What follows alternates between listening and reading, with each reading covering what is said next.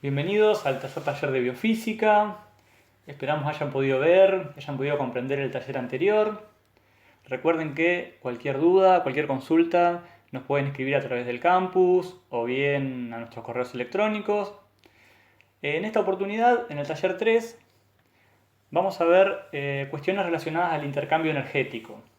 Es decir, la forma en que los seres vivos intercambiamos energía con nuestro entorno.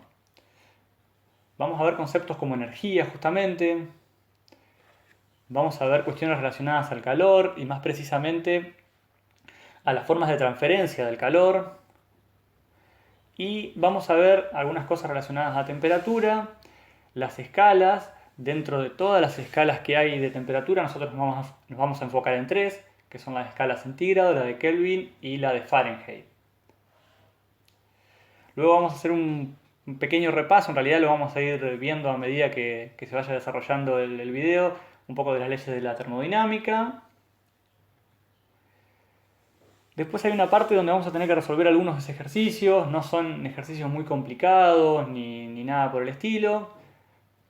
Vamos a ver algunos ejercicios para calcular, por ejemplo, cuánto se expande un material o cuánto se estira, por así decirlo, un material o cuánto aumenta de volumen un material cuando es sometido a un cambio de temperatura.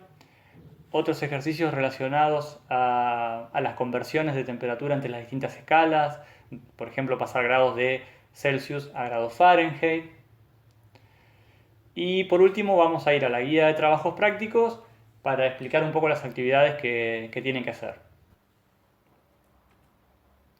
Bueno, lo primero que tenemos que ver con respecto al intercambio energético, lo primero que tenemos que saber es que no existen sistemas aislados en el universo. Es decir, todos intercambiamos energía, todos los sistemas intercambian energía de alguna manera u otra. Entonces, el primer concepto que aparece acá es el concepto de energía. La energía la simbolizamos con la letra E y se puede definir como la capacidad que tiene un determinado sistema de realizar trabajo, es decir, de producir movimiento.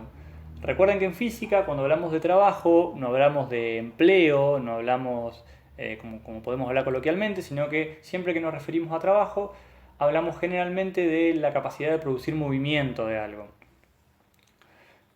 De esta definición de energía es que sale el primer principio de la termodinámica, donde dice que la energía ni se crea ni se destruye, sino que se transforma.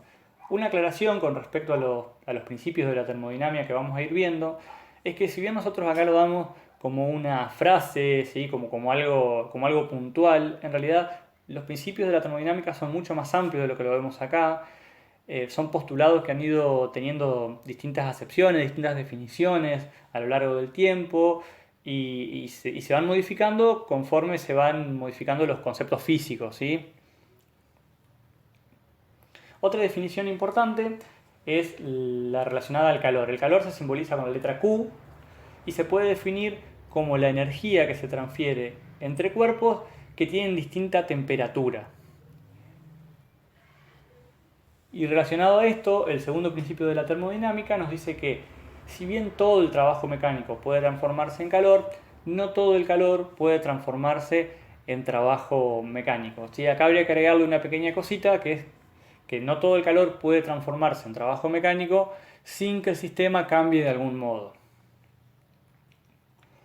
Y otra de las definiciones es la relacionada a la temperatura, donde nos dice que la temperatura es la medida de energía cinética de traslación de las moléculas.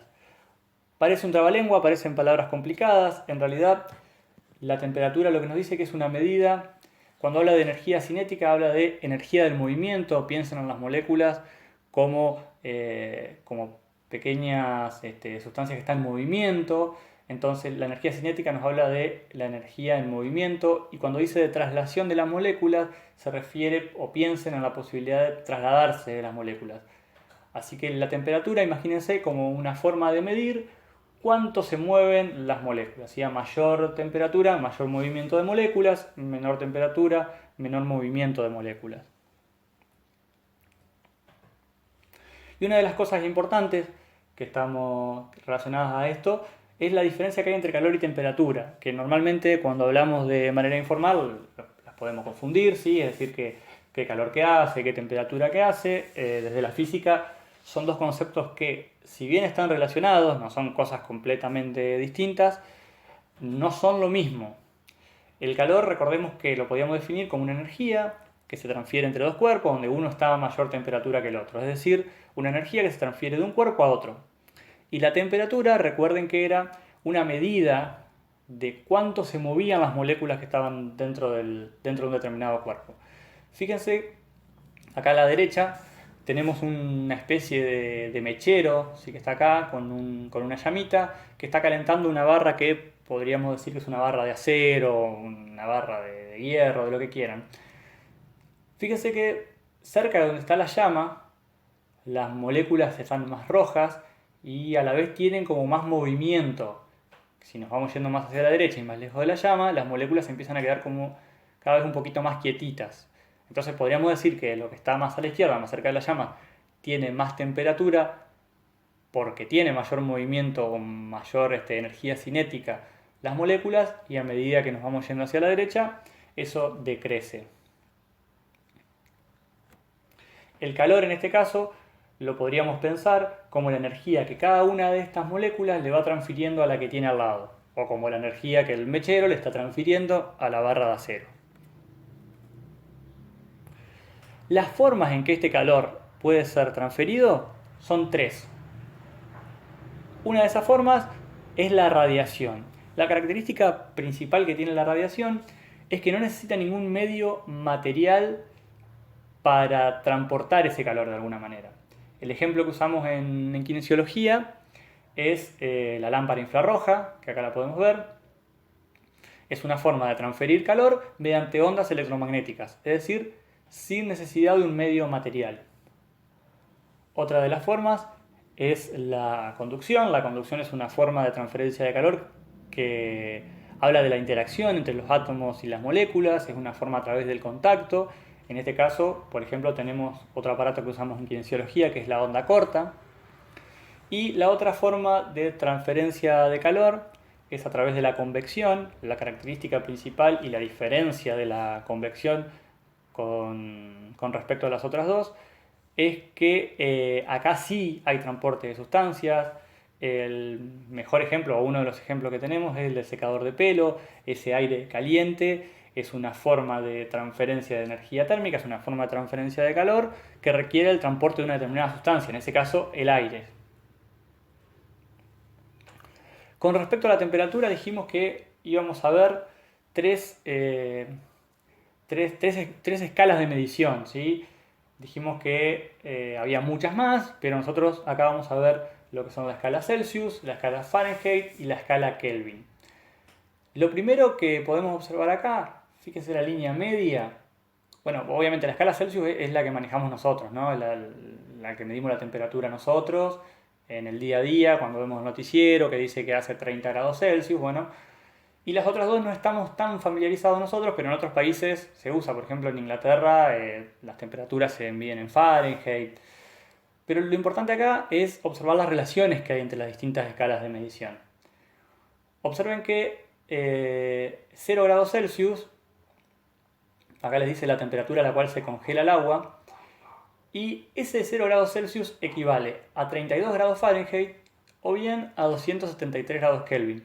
No es que uno vale más que el otro, esto es importante decirlo, sino que es una forma de compararlo. Si yo tomo agua y la congelo y lo mido en Celsius, me va a dar que ese agua congelada está a 0 grados centígrados.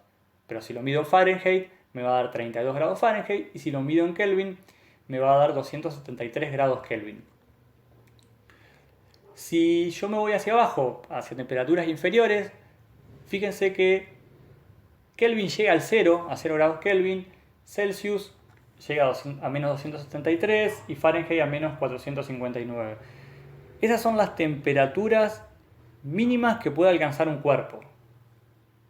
De hecho, el tercer principio de la termodinámica nos dice que es imposible alcanzar o sobrepasar el cero absoluto. El cero absoluto son justamente los 0 grados Kelvin.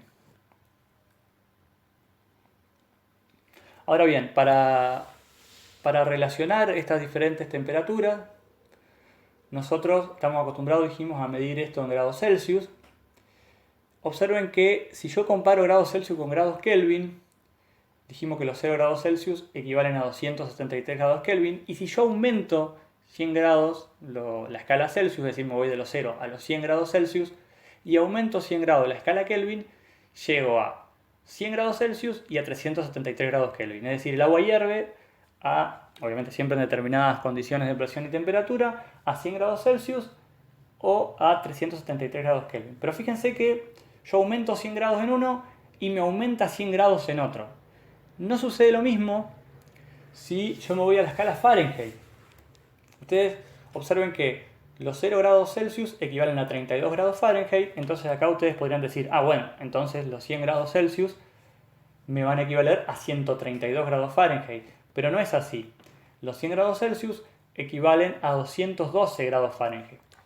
¿Y por qué pasa esto? Bueno, porque el grado Fahrenheit, podríamos decirlo de alguna manera para entenderlo, es un poquito más chiquito que el grado Celsius. O sea, toma unidades de medida un poquito más chiquitas. Entonces, donde Celsius mete 100 grados, Fahrenheit mete 180 grados. Es decir, en el mismo espacio donde yo paso de 0 a 100, Fahrenheit me pasa de 32 a 212.